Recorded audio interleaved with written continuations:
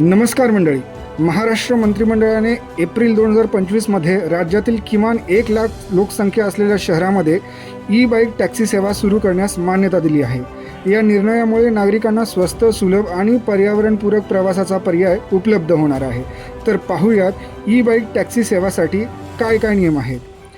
चालकाचे वय 20 ते 50 वर्षाच्या दरम्यान असावे. प्रत्येक बाईक टॅक्सीला GPS यंत्रणा आवश्यक आहे. ड्रायव्हर आणि पॅसेंजर दोघांना हेल्मेट बंधनकारक आहे.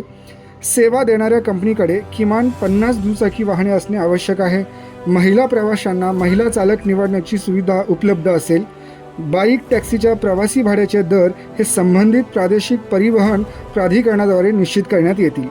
पण या सेवेला जोरदार विरोध होत आहे परंपरागत रिक्षा आणि टॅक्सी चालकांकडून. त्यांचा आरोप आहे की या ई बाईक टॅक्सी सेवा अनधिकृत आहेत. त्यांच्याकडे ना व्यावसायिक परवाना आहे ना वाहतुकीचे नियम पाळले जात आहेत. ऑटो युनियनचे प्रतिनिधी म्हणतात, आमच्यावर सर्व नियम लागू असतात. परवाना, फिटनेस, PUC, इन्शुरन्स. मग या ई बाईक टॅक्सीवाल्यांना सूट का? सरकारने या विरोधाची दखल घेतली असून सर्व संबंधित पक्षांच्या हितसंबंधाचा विचार करून पुढील पावले उचलण्याचे आश्वासन दिले आहेत. अनेक लोक म्हणतात की ई बाईक टॅक्सीमुळे वेळ आणि पैसे दोन्ही वाचतात. ट्रॅफिकमध्येही खूपच उपयुक्त आहे.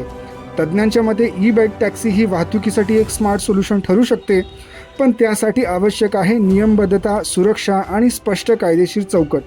तर मंडळी, ई बाईक टॅक्सीचा उपयोग करणं योग्य की अयोग्य हा मुद्दा तितकाच गुंतागुंतीचा आहे. एकीकडे पारंपरिक चालकांचं जीवनमान, तर दुसरीकडे प्रवाशांचा स्वस्त आणि वेगवान पर्याय.